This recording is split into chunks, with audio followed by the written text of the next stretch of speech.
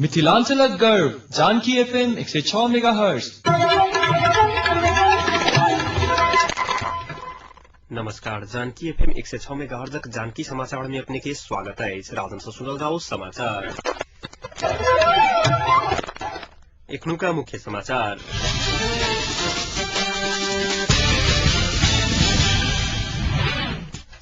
छोट दल सब शांति या संविधान सरकार गठन संबंधी विवाद निष्कर्ष में लगावा के जिम्मा दिलक बड़का दल के वर्तमान सरकार के राजीनामा दक बाट खोल परत एमाले अध्यक्ष खनाल के कहब। माओवादी ईमानदार भक अन्नै लागल त शांति या संविधान अन्नै बन सकत एमाले महासचिव पोखरेल के दावा। मधेसी मोर्चा सा आवाज दलक नेता सब मधेसी के नाम भजौने परमाध्यक्ष यादवक आरोप। आई फेब्रुअरी 4 तारीख अर्थात विश्व कैंसर दिवस नेपाल सहित विविध देश में मनाओल जा रहा। छोट दल सब शांति या संविधान तथा सहमति के सरकार गठन संबंधी विवाद निष्कर्ष में लगावा के जिम्मा बड़का दल सबके देने आई। आई सिंह दरबार में बैठल बैसार में सहभागी छोट दल सब संविधान लिखा के लिए समय बेसी नहीं भेल विषय में अलमलाई नै सुझाव देने छल। बैसार में प्रमुख 3 दल मधेसी मोर्चा आ छोट दल सब सहभागी छल। छोट दल सब एकीकृत नेकपा माओवादी, नेपाली कांग्रेस, नेकपा एमाले के काल्हि से निरंतर छलफल कक निकास में पहुंचा आग्रह कैने छल। एहि बीच पछिल्का राजनीतिक गतिरोध के बारे में धारणा बनाव माओवादी संसदीय बोर्डक बैसार एखन जारी रहलाई छ। बैसार सिंहदरबार स्थित संसदीय दलक कार्यालय में एखन बजाओल गेलाई छ।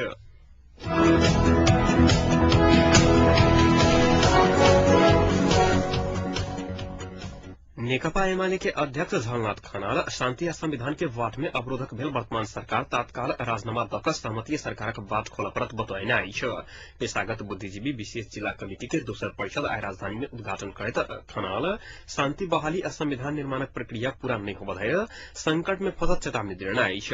अध्यक्ष खनाल विभिन्न कारण से माओवादी सबसे बड़का पार्टी भेला बादो देश के चलावा के सामर्थ्य नहीं रहल टिप्पणी कयलैन। कखनो शांति कखनो क्रांति के माओवादी संघक सहकार्य भालू संघ के गाला मिलाई रहल सन लागल खनाल के कहब छलैन। तहिना नेपाली कांग्रेस सेहो आमूल परिवर्तन के आत्मसात नहीं कैने आ मधेसी पार्टी सब सेहो क्षेत्रीयता में सीमित भेल खनाल के कहब छलैन।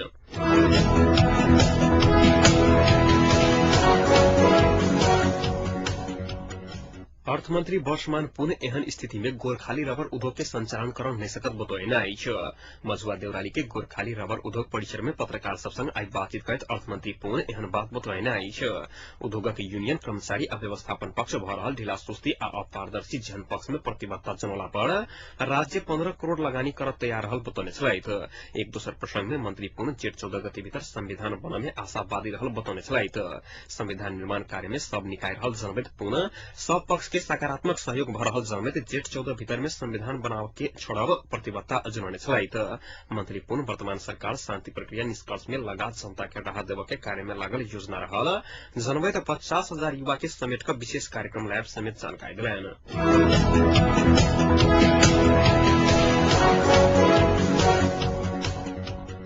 महतरिक राम गोपालपुरक स्थानीय युवा सब गांव सर सफाई केने आई छ।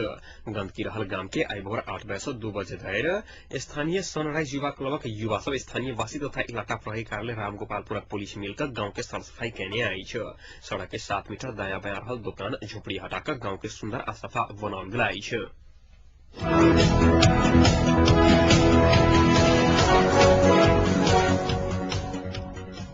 बाराक सदर मुकाम कलैया में 2 दिन से सार्वजनिक सवारी साधन सब संचालन में नहीं आला पर यात्रु सब मार कायम फरलाई छ। यातायात मजदूर के पीटपाट करने विरोध में यातायात व्यवसायी 2 दिन से सवारी साधन ठप करने आई छ। ना 3 ख 1871 नंबरक बसक कंडक्टर नंदलाल शाह के प्रशासनिक स्थानीय वासी सब भिड़ाक विषय में मारपीट करने विरोध में यातायात व्यवसायी सब काल्हि से कलैया से चलावे वाला सवारी साधन ठप करने आई छ। मारपीट करे वाला के तत्काल कार्रवाई के मांग करत यातायात व्यवसायी कलैया के संपूर्ण सवारी साधन रोक लगाने आई छ।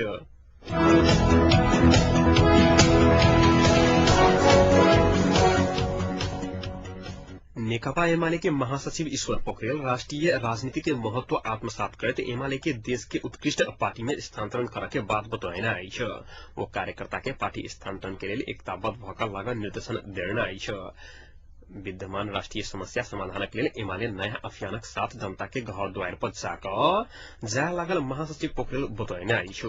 एमाले काठमाडौँ महानगरपालिका 5 नंबर वार्ड कमिटी के नवम उद्घाटन करैत पोखरेल शांति आ संविधान निर्माण समय में निष्कर्ष में लगाब दल सब बीच सहमति आवश्यक रहल कहैत माओवादी के सहमति के कार्यान्वयन कऽ आगाड़ी बढ़ आग्रह केने छल।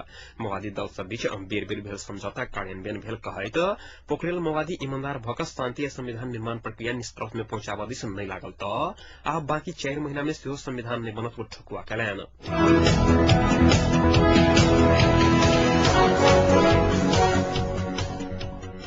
11 सूत्रीय मांग सहित आंदोलन कर रहल नागरिक संघर्ष समिति जनकपुर आई जनकपुरक जनक चौक पर रिले अनशन केलक अछि। भिनसर 9 बजे से शुरू कयल गेल रिले अनशन साँझ 5 बजे धरि चलल छल।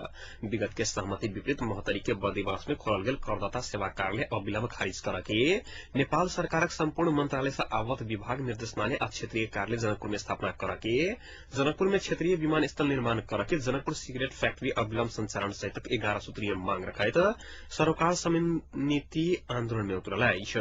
ऐसे पहले बर्दिवास में राजस्व कार्यालय के सेवा केंद्र स्थापना करके निर्णय कार्यान्वयन करके निर्णय जनकपुरवासी के आंदोलनक कारणे स्थगित कयल गेल छल। मुदा बर्दिवास में स्थापना करके कार्यालय मांग करैत बर्दिवास के आंदोलन के बाद 72 के बर्दिवास में कार्यालय स्थापना कयल गेल छल।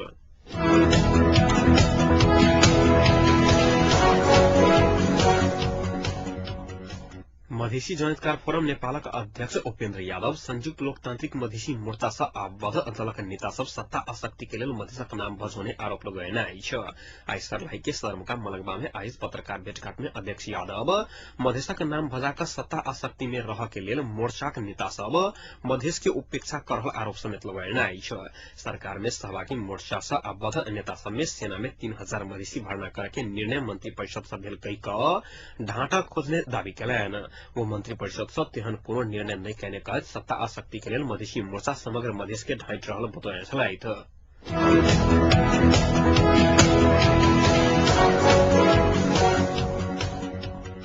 नेपाली कांग्रेसक महामंत्री प्रकाश मान सिंह शांति आ संविधान के अगाडि बढ़ावा कई वचन पूरा करके सामर्थ्य निरल सरकार के सत्ता में रह के नैतिकता धरातल समाप्त भेल टिप्पणी करना अछि।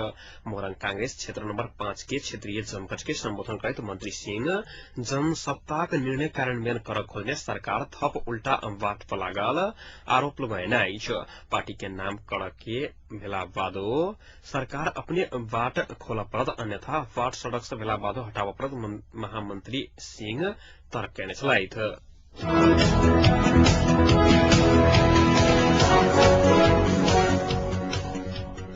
नेपालक लेल अमेरिकी राजदूत स्कॉट एसडेल्सी कहने से सत्तारूढ़ एकीकृत नेकपा माओवादी के तत्काल आतंकवादी सूची से हटावा के संभावना न्यून अछि। काल्हि राजधानी में आयोजित कार्यक्रमक बाद संचारकर्मी सब संग बातचीत करैत डेल्सी माओवादी तत्काल अमेरिकाक आतंककारी के सूची में नहीं हटि सकैत अछि खुलासा कयलनि। प्रधानमंत्री तथा माओवादी उपाध्यक्ष डॉक्टर बाबूराम भट्टराई संयुक्त राष्ट्र संघक महासभा में भाग लेबा लेल न्यूयॉर्क पहुंचल समय में अमेरिकी राष्ट्रपति बराक ओबामा संग भेल भेटक क्रम में माओवादी तत्काल आतंकवादी सूची से हटावा के जानकारी देने छलखिन।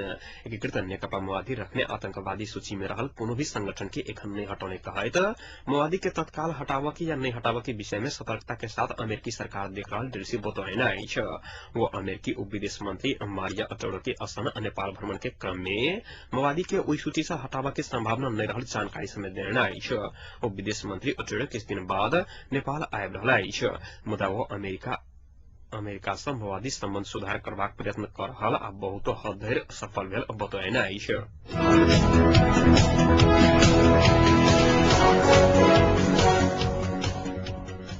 आई फरवरी 4 तारीख अर्थात विश्व कैंसर दिवस नेपाल में से विभिन्न कार्यक्रम का मनाउल जा रहा है।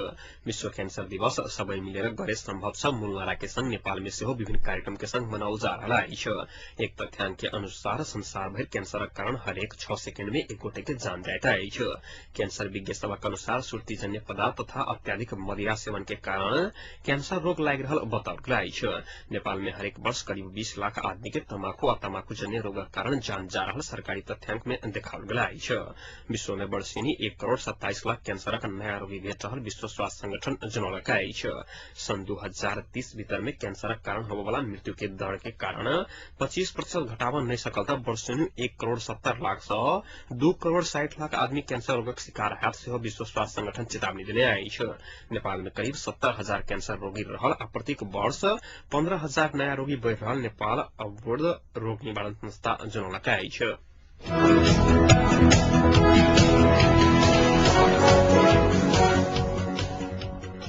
अब तापक्रम एखन जनकपुरक तापक्रम 20 डिग्री सेल्सियस रहल अछि।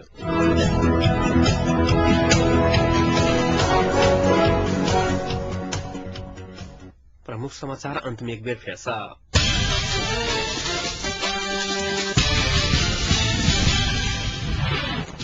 छोट दल सब शांति आ संविधान सरकार गठन संबंधी विवाद निष्कर्ष में लगाबा के जिम्मा देलक बड़का दल के। वर्तमान सरकार के राजीनामा द क बात खोल प्रति एमाले अध्यक्ष खनाल के कहब। माओवादी ईमानदार भ क नहीं लागल त शांति आ संविधान बन नहीं सकत एमाले महासचिव पोखरेलक छटुआ। मधेसी मोर्चा सा आबद्ध दलक शीर्ष नेता सब मधेसी के नाम में भजौने फोरम अध्यक्ष यादव के आरोप। आई फरवरी 4 तारीख अर्थात विश्व कैंसर दिवस नेपाल में विविध कार्यक्रम का मनावल जा रहा। अहिक संग एखनुका जानकी समाचार एतै सम्पन्न होइत अछि। पुनः जानकी समाचारक संग उपस्थित रहबेटा करब ताधरि के सुनते जानकी एफएम 106 मेगाहर्ट्ज। नमस्कार।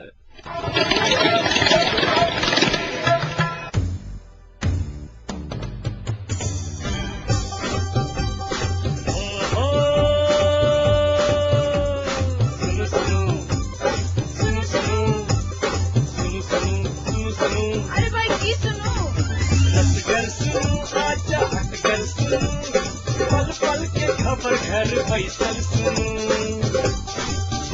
जानकी सबके मन माफी कपन बात ऐसा सुनो जानकी सबके मन माफी कपन बात ऐसा सुनो सुनो सुनो। Janaki FM 106 megahertz.